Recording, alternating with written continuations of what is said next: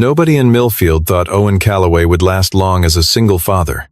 Too quiet, too steady, too ordinary. So when Diana Voss, owner of 3 dealerships, and a reputation built on crushing smaller people, decided to have some fun, she chose Owen's driveway. 12 rusted, broken, engine-dead cars appeared overnight. A gift from Diana and her circle, deliberately meant to be a punchline, meant to bury him in debt and shame. What Diana didn't know was what Owen had spent 15 years hiding, not just how to fix cars, but how to own the people who broke them. Press play right now and find out how one quiet father turned 12 junkers into the deal of a lifetime. Owen Callaway woke at 5:30 every morning without an alarm. He moved through the house in a particular order: coffee first, then oatmeal on the stove, then 3 quiet knocks on the door at the end of the hallway. The knocks were never louder than necessary, and Bonnie always answered them the same way. A small groan, then the shuffle of feet, then the door opening to reveal a 7-year-old with tangled hair and serious eyes. Their house on Cartmill Road was a single story with a narrow front yard and a garage that held more tools than it did cars. The neighbors who had lived on that street long enough knew that Owen kept to himself, paid his bills on time, and never asked for anything. The ones who hadn't lived there long assumed he was simply unremarkable. Neither group was entirely right. Owen had been in Millfield for 7 years, long enough that most people had stopped wondering about him, which was exactly how he preferred it. He had a few routines, a few friendships that did not require much maintenance, and a daughter who had inherited, in equal measure, his quietness and his way of watching things before deciding what to think about them. Bonnie was the kind of child who asked one precise question where other children asked 5 imprecise ones. Owen answered her questions with the same seriousness he brought to everything else, which had produced, by the time she was 7, a girl with an unusually accurate picture of how the world worked, and a deep preference for honesty over comfort. The garage told a different story, if anyone had known how to read it. Along the back wall hung tools on a pegboard, each one in its exact place, each one worn smooth from years of use. On the floor beside the workbench sat a metal toolbox painted red, or what had once been red. Now a faded rust orange where the paint had chipped and aged. It had belonged to Owen's father, and before that to no one Owen knew of. Bonnie was not allowed to touch it, though she sat on top of it nearly every evening while her father worked, swinging her legs and asking questions he almost always answered. Owen worked as a mechanic at the community garage on Miller Street, fixing trucks and lawn equipment and the occasional water pump for whoever needed it.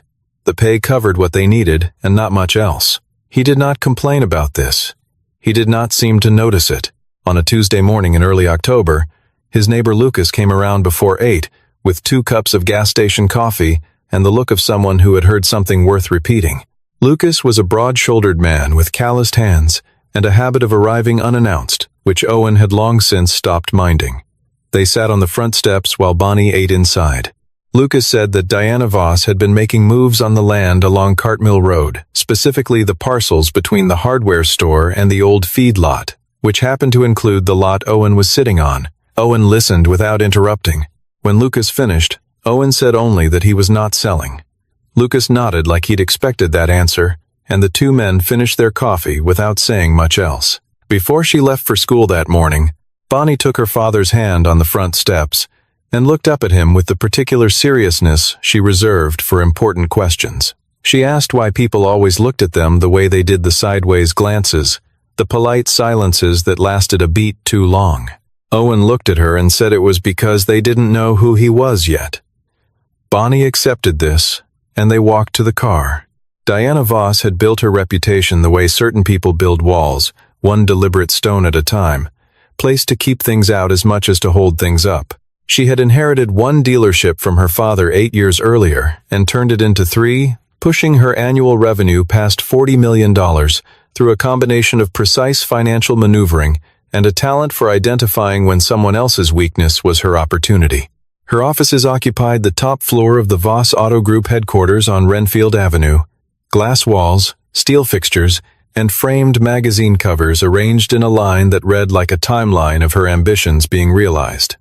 She was not a loud person. She had learned early that volume was what people used when they lacked precision, and precision was the thing she had in abundance. Her assistant Jessica had worked for her for 2 years and had absorbed, through careful observation, the most important rule of the office. Diana's silences were never empty.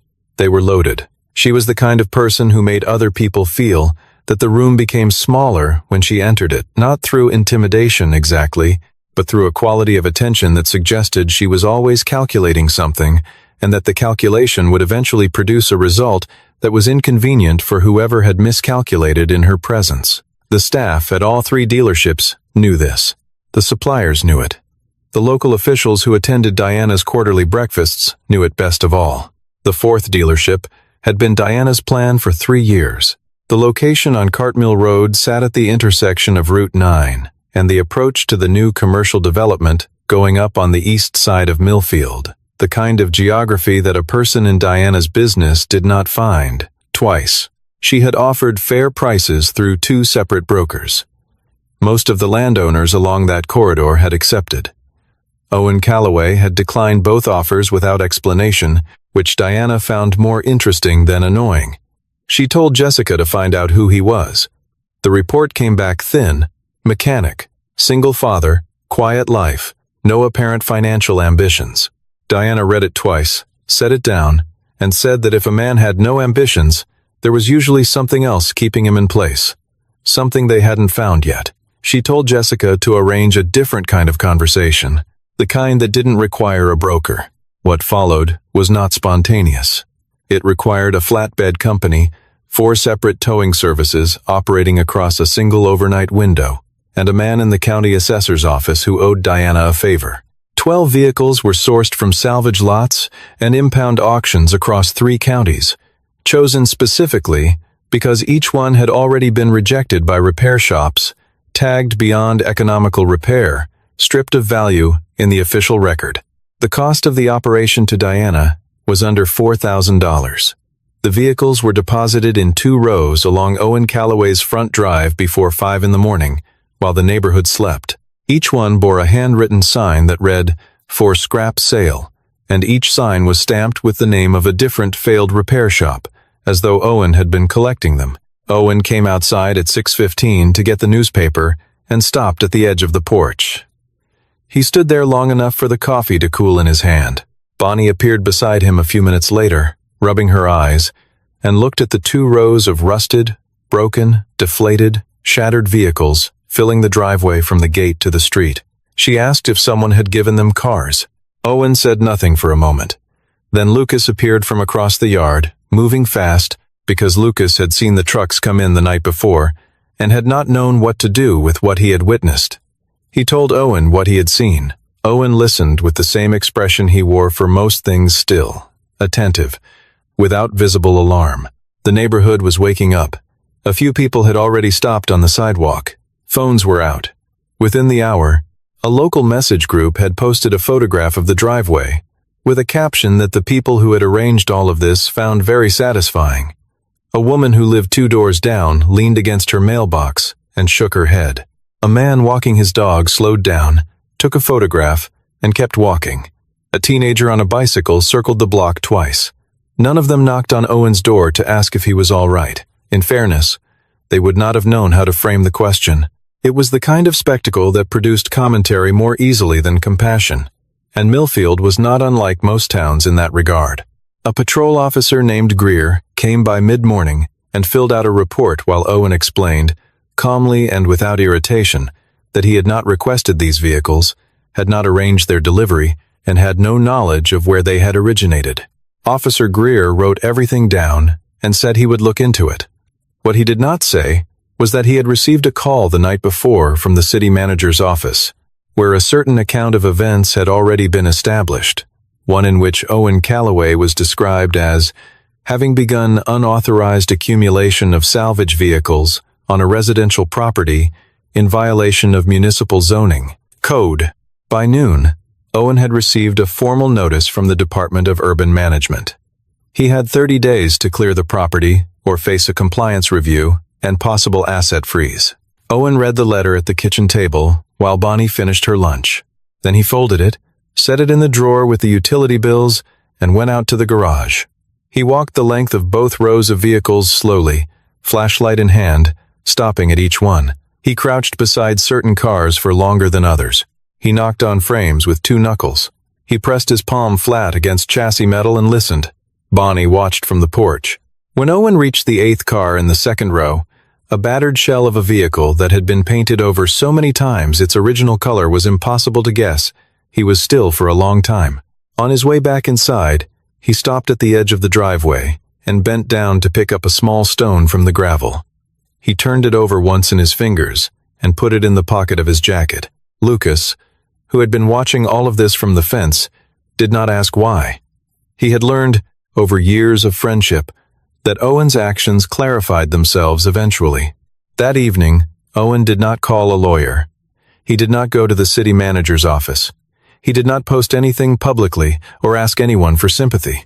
He went to the phone and called a man named Adrian, who worked in automotive consulting out of Chicago and who had known Owen a long time.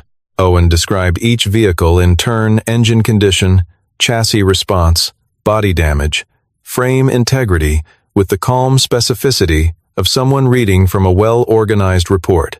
He was 7 cars in when Adrian interrupted him. He asked Owen to describe the 8th car again. Owen did. There was a silence on the line that lasted several seconds. Then Adrian asked, very quietly, whether the frame on the 8th car was original. Owen said he had checked it.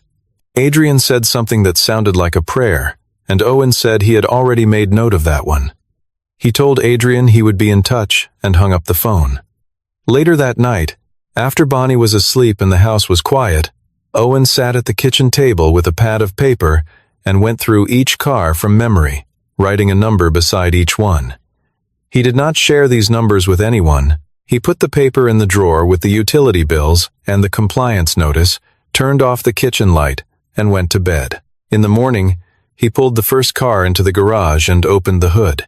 He worked with the kind of efficiency that comes not from hurry but from certainty, knowing exactly what a problem is before beginning to address it, so that no motion is wasted. The Honda sedan went in on a Wednesday and came out on Friday. Clean interior, new brake pads, fresh transmission fluid, engine running without hesitation. Owen listed it on the local marketplace for $3,800 and answered the first inquiry within the hour. It sold before noon. The Chevy truck took 3 days and needed a valve job, which Owen completed without sending out for parts because he had ordered them Tuesday. That one sold for $5,200. Lucas helped where Owen directed him, which mostly meant handing tools and holding things in place, which Lucas did without complaint, because he understood by now that something was happening here that he did not fully grasp, but that he trusted completely. Diana received a report from Jessica on Friday afternoon. Owen Callaway had sold 2 cars. Diana was not concerned. She had sent 12. Even if he managed to move all of them, which she considered unlikely, she still held the compliance notice, the city manager's goodwill, and the zoning review scheduled for the end of the month. She told Jessica to file an anonymous complaint with the county environmental office, citing potential illegal disposal of motor oil on residential land. The environmental inspector arrived the following Tuesday. Owen walked him through the garage, pointed out the oil containment system he had installed years earlier, a gravity-fed basin with a sealed drum collector, well within code, technically above the minimum standard. The inspector signed off and left. Diana received that report too. She told Jessica to escalate. Jessica, who had learned not to ask about the ethics of the things she was asked to do, made the calls. The escalation came in the form of a notice from the city licensing office. Owen had been selling vehicles from a residential address, which potentially required a dealer's license. Without one, each additional sale could carry a fine of $500 per transaction. Owen received this notice on a Thursday and called Carter Webb the same afternoon. Carter was a lawyer who specialized in vehicle commerce and property law, and he had been referred by Adrian. Carter reviewed the situation and told Owen 3 things. First, that individual private citizens were permitted to sell up to 5 personal vehicles per calendar year without a dealer's license. Second, that the 2 cars Owen had already sold were within that limit. And third, that Carter could obtain a temporary dealer permit for Owen within 10 business days, which would cover any sales beyond the personal threshold for the remainder of the year. Owen told Carter to file for the permit. Carter said he would have it by the following Wednesday. Owen thanked him and went back to the garage. That evening, Bonnie showed Owen a drawing she had made at school, 12 cars lined up in a row, with a tall figure standing beside them holding a toolbox. The teacher had asked the class to draw something important that happened recently. Bonnie said the teacher had asked what the figure in the drawing was doing. Bonnie had said he was counting his money. Owen looked at the drawing for a moment, then folded it and put it in his shirt pocket. The 3rd through 6th cars came out in 9 days. Owen worked in the evenings after Bonnie went to sleep and on weekend mornings before she woke up. He kept a notebook on the workbench where he logged every part ordered, every hour worked, every dollar spent. Lucas came by most evenings and did what he was asked. Adrian began sourcing parts from his Chicago network, shipping them on 2-day delivery when the local suppliers didn't carry what Owen needed. The Jeep went for $6,400. The Ford pickup, which needed more work than the others but had a cleaner frame than anyone would have guessed from the exterior, went for $7,800 to a contractor outside of town, who needed it the same week. A Volkswagen sedan, which had more wrong with it than Owen initially assessed, sold for $3,500, the only car that came in below his projected number, which Owen noted in his log without complaint. A BMW 3 Series from 2009 needed a rebuilt alternator, 2 new control arms, and fresh tires. But the body panels were straight, and the interior was intact. Owen listed it for $9,200 and received 4 inquiries the first morning. He sold it to the second caller after asking 2 questions: whether the buyer intended to drive it daily and whether they had a reliable mechanic. The buyer said yes to both. Owen said the car would serve them well. Then there was the 8th car, the one Adrian had gone quiet about on the phone. Owen had known from the moment he crouched beside it in the dark that first night that it was a different category of problem from the others. Not a problem in the sense of difficulty, but in the sense of significance. The vehicle had been buried under 4 poorly applied layers of paint, its interior gutted and its windshield gone, and whoever had left it at an impound lot in Benton County had clearly had no idea what they were discarding. Owen had spent 20 minutes on it that first night, without touching it, just looking, moving his flashlight slowly across the body lines, pressing 2 fingers against the firewall, listening. He had sent Adrian 40 photographs the following morning, and Adrian, a man who had spent 20 years in this industry and who was not given to overstatement, had called back within the hour and used language that Owen did not normally associate with him. A collector in Chicago, a man Adrian had worked with for years, paid $38,000 for it without negotiating, and arranged transport the same week. When the transfer was complete, Adrian called Owen and said that whoever had dumped those cars in his driveway had made a very expensive mistake. Owen said that was one way to put it. While Owen worked, he had also begun to read. Not about cars, about Voss Auto Group. He pulled the business registration filings, the annual tax disclosures that were publicly accessible, and the records from 2 commercial real estate transactions Diana had made in the previous 5 years. Carter helped him navigate the financial documents, translating the accounting into plain terms. What they found was not catastrophic, but it was not comfortable either. Voss Auto was carrying $4.2 million in commercial debt with Meridian Bank, structured as a variable rate loan taken out 3 years earlier to finance the expansion from 2 dealerships to 3. The rate had adjusted upward twice in the past year. More importantly, the loan agreement contained a performance covenant quarterly sales benchmarks that, if missed for 2 consecutive periods, gave the bank the right to renegotiate terms or place the account on a watch list. Diana's first quarter had come in 18% below target. Her second quarter had not recovered. The third quarter was 3 weeks from closing. Owen wrote all of this down in a second notebook, not the parts log but a different one, kept in the drawer of his bedroom nightstand. He did not discuss it with Lucas. He mentioned it to Carter only in the form of a single question: whether a commercial loan could be sold by a bank to a private buyer at a discount if the bank wished to reduce its portfolio risk. Carter looked at him for a moment, then said yes, it could, and that the typical discount on a distressed commercial note ran between 6 and 15%, depending on the borrower's perceived recovery profile. Owen asked him to find out whether Meridian was considering any such action with regard to the Voss account. Carter said he would make some calls. The seventh car was a Ford Mustang from 1969. Owen had known what it was. The first night he walked the row with his flashlight had known from the silhouette before he even lifted the hood.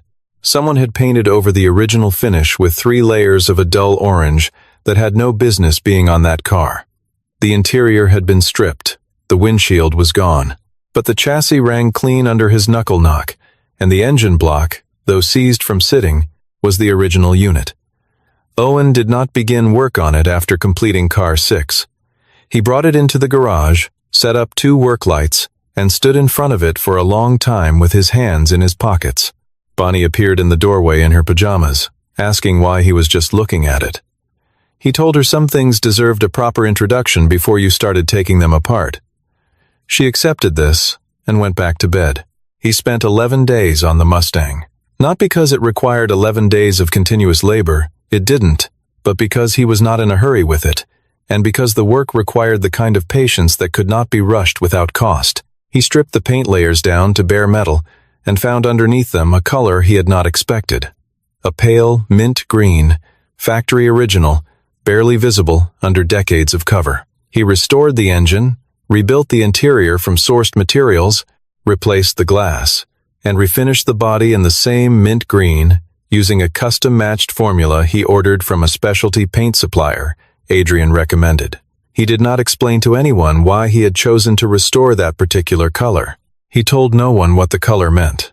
When the Mustang was finished, he started the engine in the garage and listened to it run for 4 minutes, without saying anything.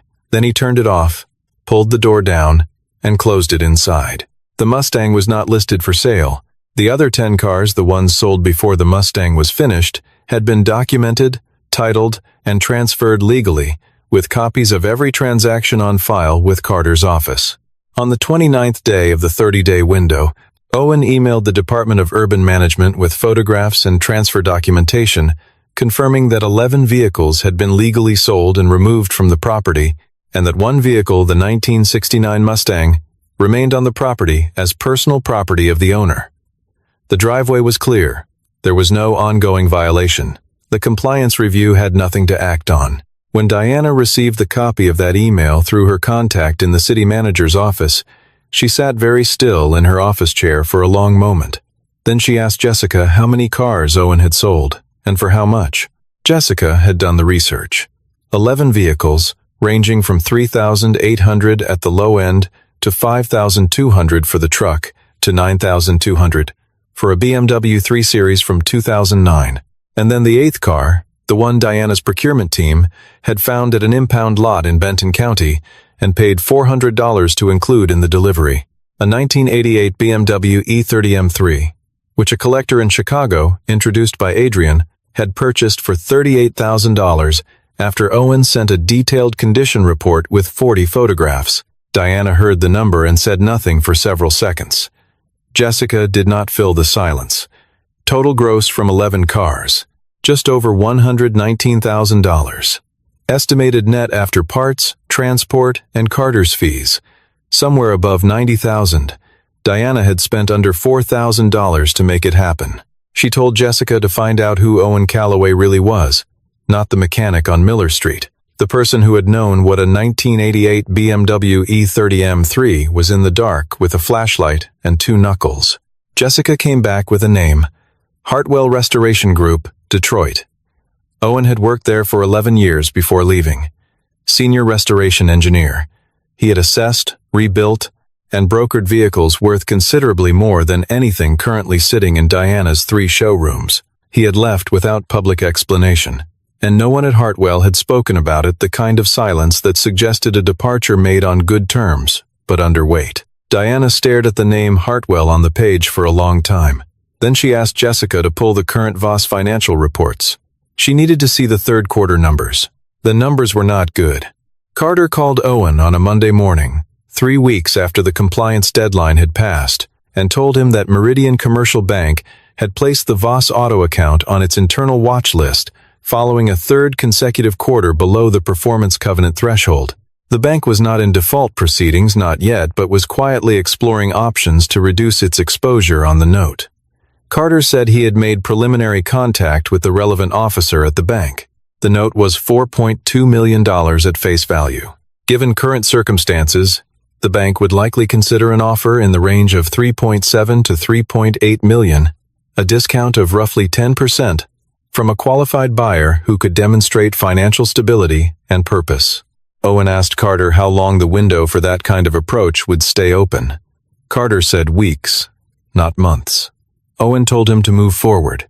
The money from the 12 cars, combined with a personal line of credit Owen had opened 14 years earlier and never touched, maintained, through 15 years of careful, quiet living, gave him the collateral basis.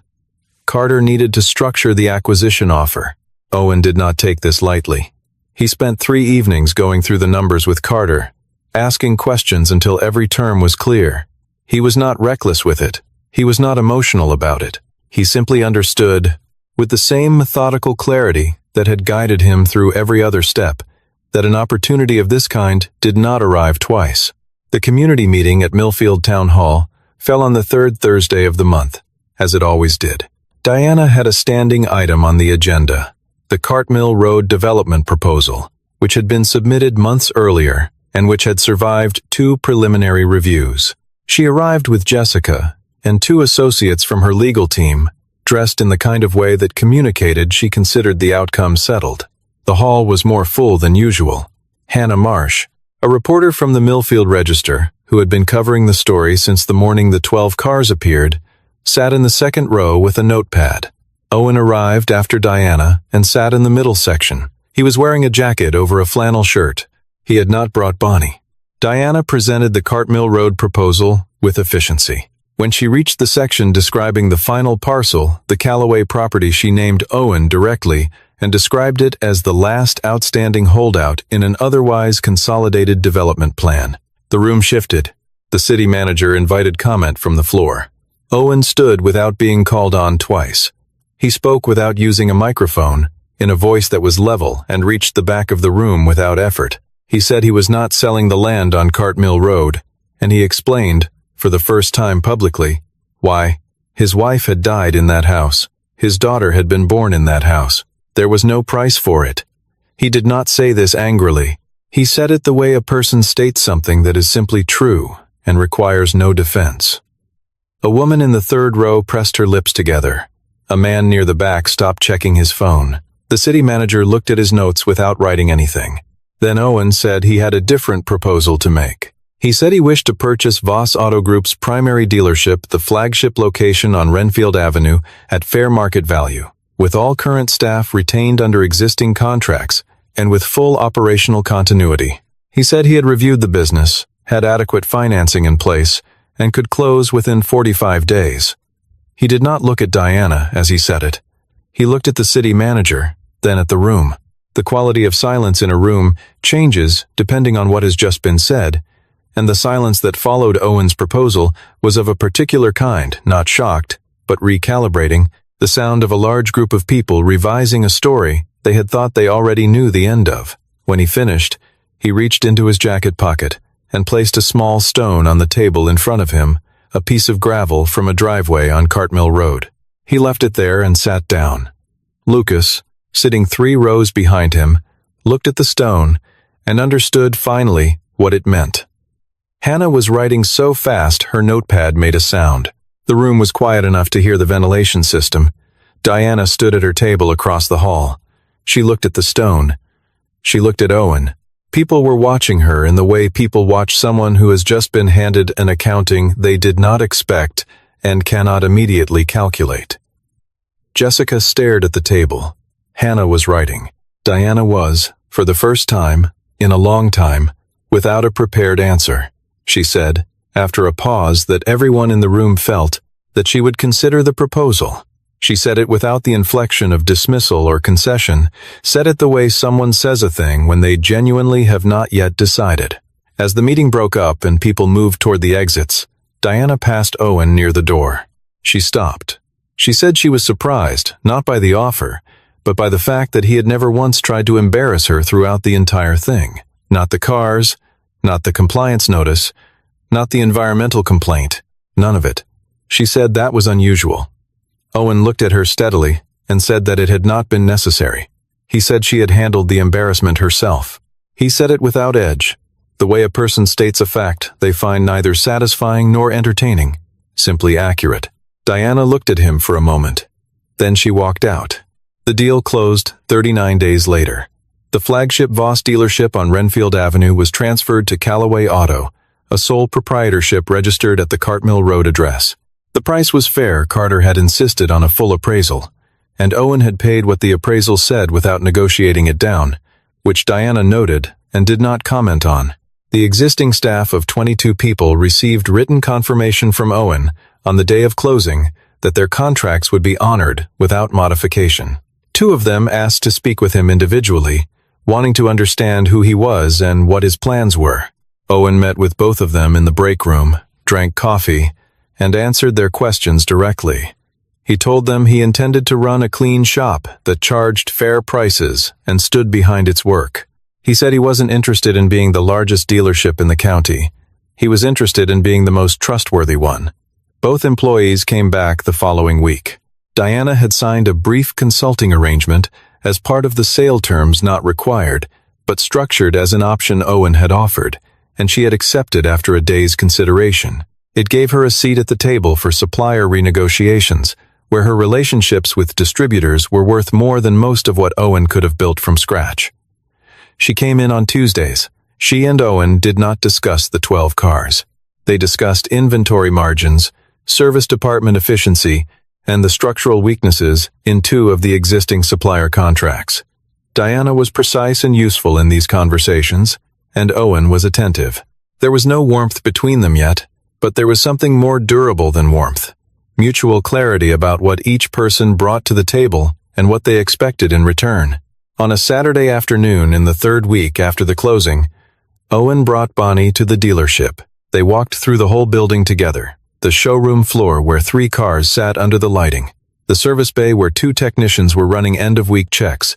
The customer lounge that still smelled of the coffee machine Diana had chosen 3 years earlier. Bonnie walked beside her father with her hands behind her back, looking at everything carefully. When they had made the full circuit, she looked up at Owen and asked if this was theirs now. Owen crouched down to her level and told her that it was theirs and also the people who worked there, and that his job was to take care of both. Bonnie nodded. She asked if the hose on the service bay floor was a tripping hazard. Owen looked, then called out to one of the technicians to coil it. The technician did. Bonnie looked satisfied. That evening, Owen went back to the garage at the house on Cartmill Road. He let himself in through the side door, turned on the single overhead light, and stood in front of the mint green Mustang. He put his hand on the hood the way he sometimes did, flat, still, like a greeting. He had told Lucas, when Lucas asked, that the car was Bonnie's, that he was keeping it for her until she was old enough to drive it. That was true, but it was not the whole truth, and Owen did not pretend otherwise, at least not to himself. The color had been his wife's favorite. She had pointed it out once on a car passing through their old neighborhood in Detroit, had turned to him in the passenger seat, and said that if she ever had a car, that was the color she would want. He had remembered it the way he remembered certain things completely, without effort, for the rest of his life. He stood in the garage for a while, with the light on. Then he turned it off, locked the door, and went inside to make dinner. On a Tuesday morning, 6 weeks after the closing, Owen woke at 5:30 without an alarm. He made coffee, put oatmeal on the stove, and knocked 3 times on Bonnie's door. She appeared in the hallway with her hair flattened on one side, eyes half open. He told her he needed someone to help open the dealership that morning. She stared at him. He said he couldn't manage the key by himself. She knew this was not true. She had seen him change a transmission by himself, and a key was considerably simpler, but she also understood, in the way that children who have been paying close attention understand things, that the invitation was not really about the key. She went to her room and came back dressed in under 4 minutes. Owen picked up the red metal toolbox from its place on the garage floor and set it in the trunk of the car. Bonnie watched him do this. She asked why he was bringing it. He said it was the first day. It felt right to bring it. They drove to Renfield Avenue in the early quiet of a Tuesday morning, the town not yet fully awake, the traffic lights cycling through their colors for nobody in particular. Bonnie looked out the window at the passing streets, with the focused attention she gave most things. Owen drove without the radio on. When they pulled into the lot and Owen cut the engine, Bonnie looked at the building still carrying the old signage, which Owen had not yet replaced, and then looked at her father. She asked if they were going to change the name on the sign. Owen said yes, eventually. She asked what it would say. He told her the name. She said it out loud once, quietly, testing it. Then she nodded and opened her door. Owen Callaway had never set out to own a dealership. He had not moved to Millfield with ambitions of that kind. He had moved there because the house on Cartmill Road was where he could be close to the memory of his wife and still be present enough to raise his daughter correctly. He had taken the job on Miller Street because it was honest work and because it kept his hands in what he knew. He had declined Diana's offers because some things are not for sale, not for any number, and he had always known exactly which things those were. What happened after the 12 cars arrived was not revenge and was not triumph, though it looked like both to people who had not been paying attention. It was simply Owen being Owen, seeing clearly what others had overlooked, valuing what others had discarded, and holding firmly to the things that mattered while everything else rearranged itself around them. Millfield would tell the story differently, depending on who was telling it. Some would say Owen had outmaneuvered Diana Voss. Some would say he had taken advantage of her mistake. Neither version captured it exactly. What had actually happened was quieter and more final. A man who had been underestimated had simply continued being himself, which turned out to be enough, and then considerably more than enough. He had told Bonnie, on the steps of the house on Cartmill Road, that people looked at them the way they did because they didn't know who he was yet. Sitting in the parking lot of Callaway Auto on a quiet Tuesday morning, watching his daughter walk toward the front door with her chin up and her hands in her jacket pockets, Owen thought that he had not been entirely honest with her about that. The truth, he thought, was simpler and stranger. Most people never really look at all.